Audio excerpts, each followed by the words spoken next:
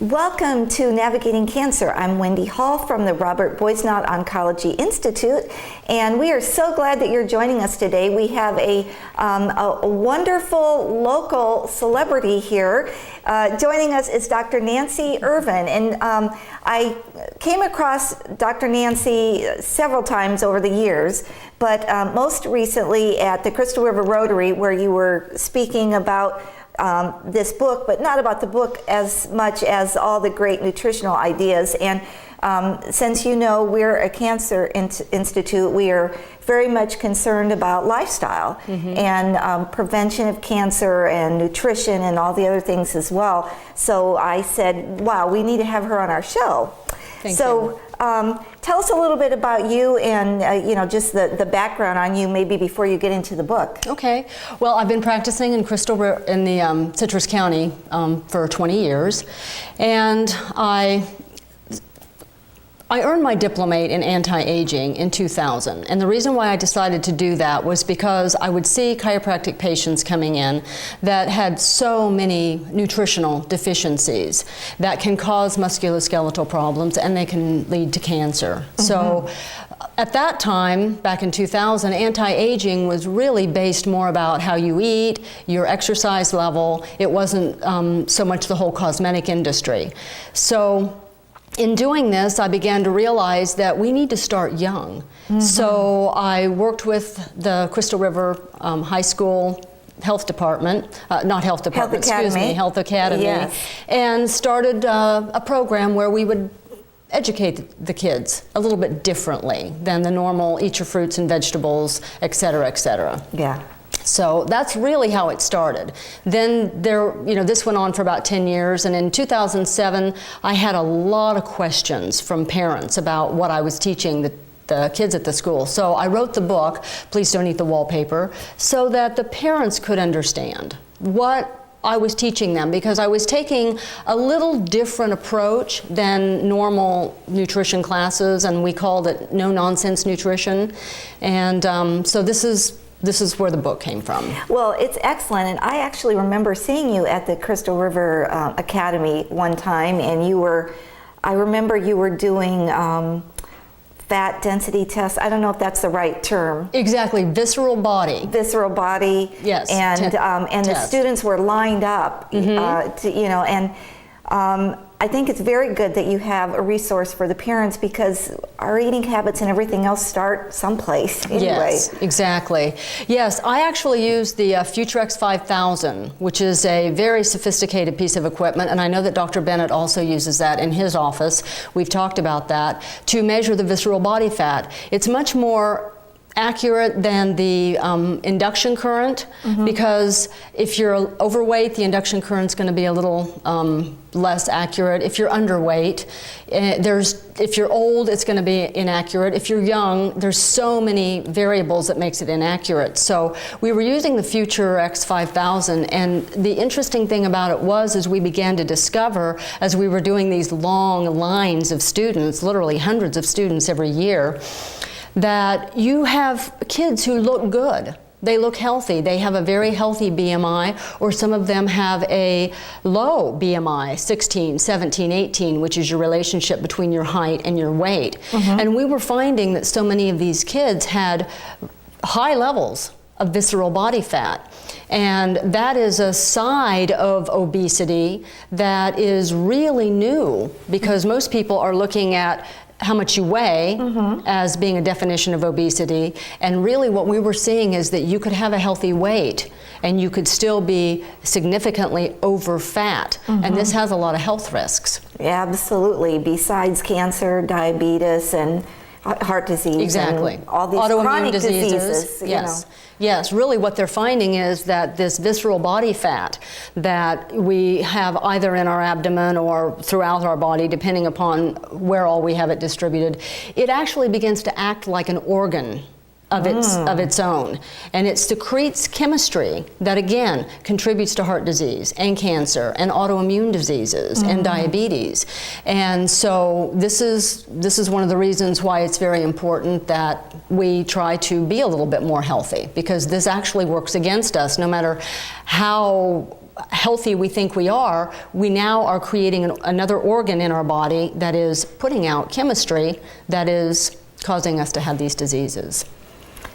Wow, so this is an area that most people don't get into. I mean, you can go to so many websites and you can get your BMI real lickety split and everything. Right. And, oh wow, I mean, you know, I'm right in the middle of that. That's great and everything. Right. And that is not all the story at all. No, that's not all the story. But the thing about it is there is such a big story with the amount of what I call the visible obesity, that the job is so big. It's almost like people wonder why I'm even trying to take people who have good BMIs and point out their obesity. The reason why is because it comes down to malnutrition. It comes down to our quality of the food that we take in.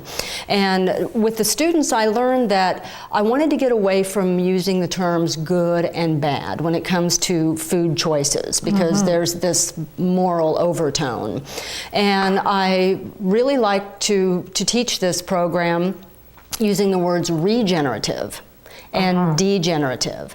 People do not realize that foods can be regenerative. They can give us life, they can give us health, and these are usually your fruits and vegetables and really even meats and beans and legumes and anything that I try to help people understand. Probably if your grandmother's grandmother ate it, then that would be a regenerative food, because we're still eating it and we're still here. But over the last 50 or 60 years, we have this, what we call this industrialized food. And it comes in cellophane packages, and it comes in boxes, and it's got all kinds of, the label has all kinds of chemicals and things, and it tastes really good to most people. In fact, we've kind of developed a taste for it. But it is creating a lot of this malnutrition in us. You know, starvation and obesity are really the two different sides of the same problem, which is malnourishment. Wow. You know what? We want you to join us because I know we're going to talk more about all of these things. And in your book, you even have a label, and you can give us some tips on reading food labels and things like that. So we are going to be right back with Dr. Nancy Irvin after this break.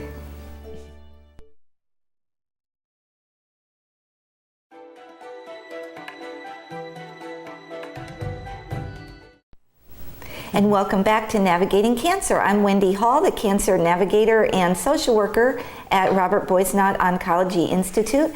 And joining us today for a very legitimate topic is Dr. Nancy Irvin.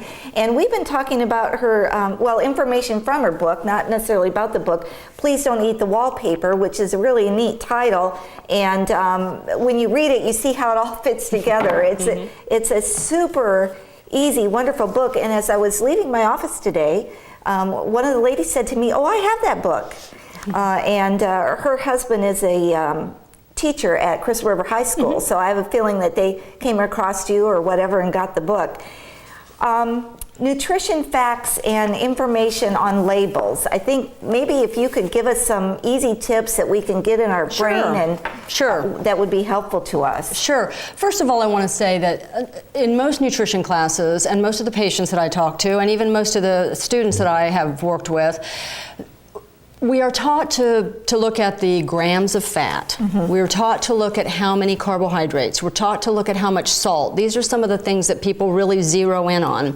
What I wanted people to understand, especially the kids, is that we want to know what food is actually providing the salt, the carbohydrates, and the fat.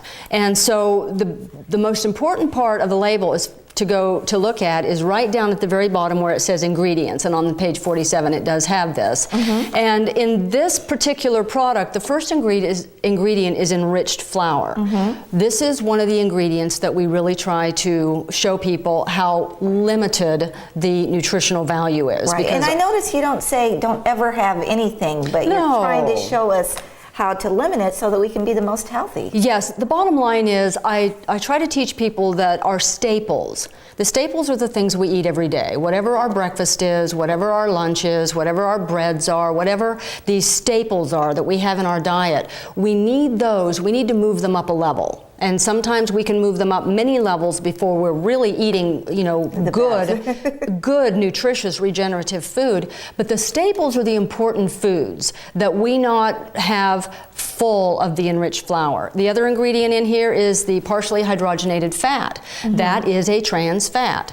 When people are looking for trans fats, they may look up in the label where it says 0 trans fats, but if you look down in the wording and it says partially hydrogenated fat, then you realize there is still trans fat in there. By law, the label can say 0 if it's less than half a gram per serving, which means some of these, different bags of chips and things like that will say 0 trans fats, but there's 9 servings in there. So the serving has been made really small so that they can actually advertise 0 trans fats. Oh yeah, wow. Yes. So, instead of the big advertising part where it says 0 trans fats, if you'll go to that ingredient label and see partially hydrogenated, then you know there's trans fats in there. Also, another thing I taught the kids to look for is high fructose corn syrup, because we really began replacing sugar, which is deficient in nutrients anyway, itself, with something that's even worse, which is high fructose corn syrup, because it's cheaper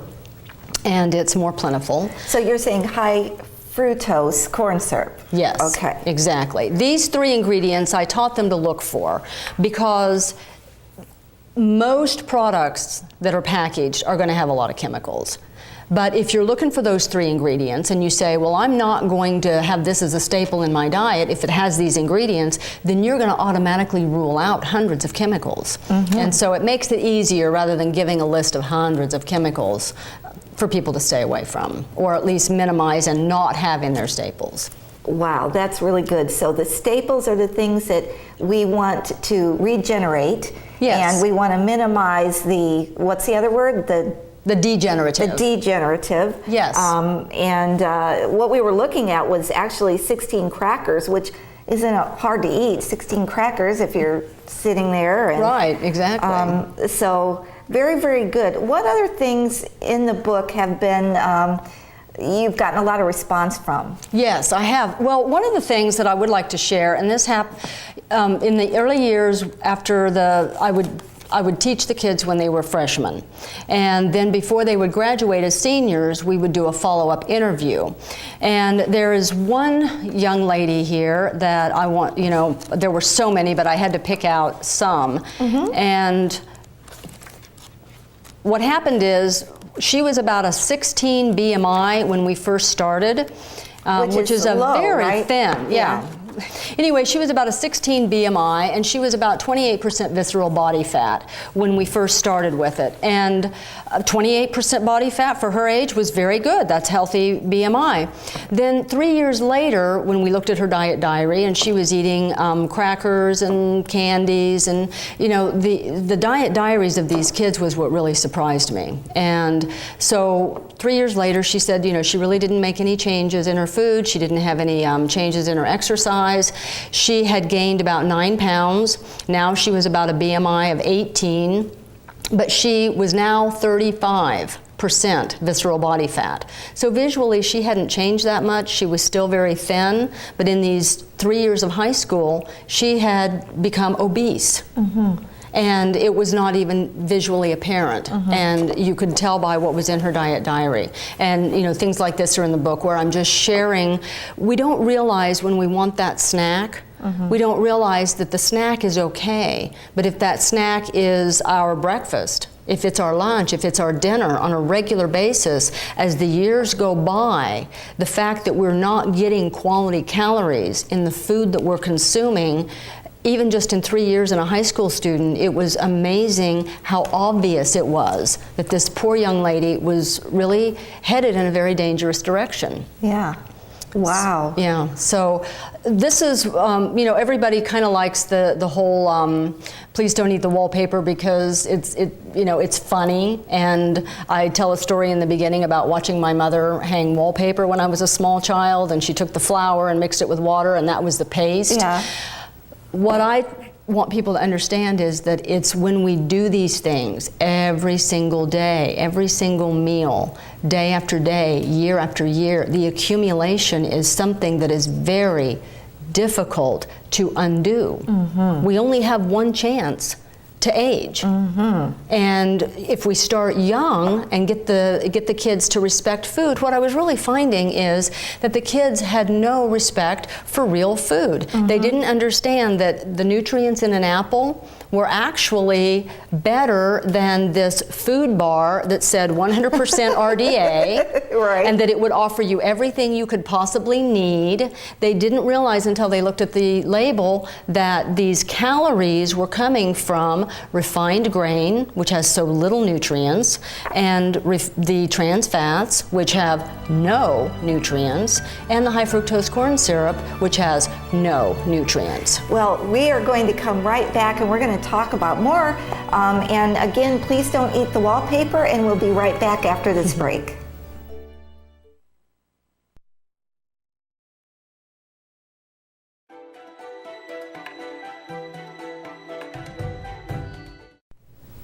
Welcome back to Navigating Cancer, and joining us today is Dr. Nancy Irvin.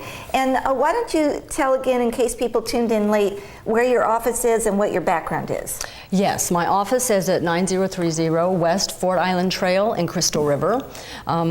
I've been a chiropractor in the area for 20 years, and I received my diplomate in anti-aging in 2000, so I combined both of them in my practice.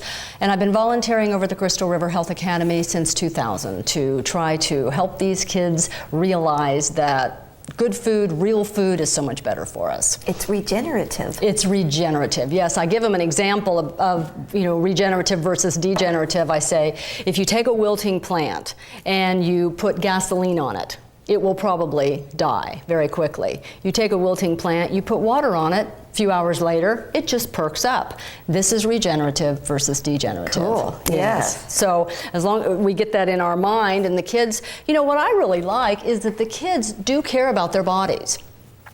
So one of the little games we would play when I would go over there is we'd take a sheet of paper, and it had many different categories, and vegetables, fruits, meats, eggs, dairy, beans, whole grains, herbs, condiments, nuts, sweeteners, and beverages. Different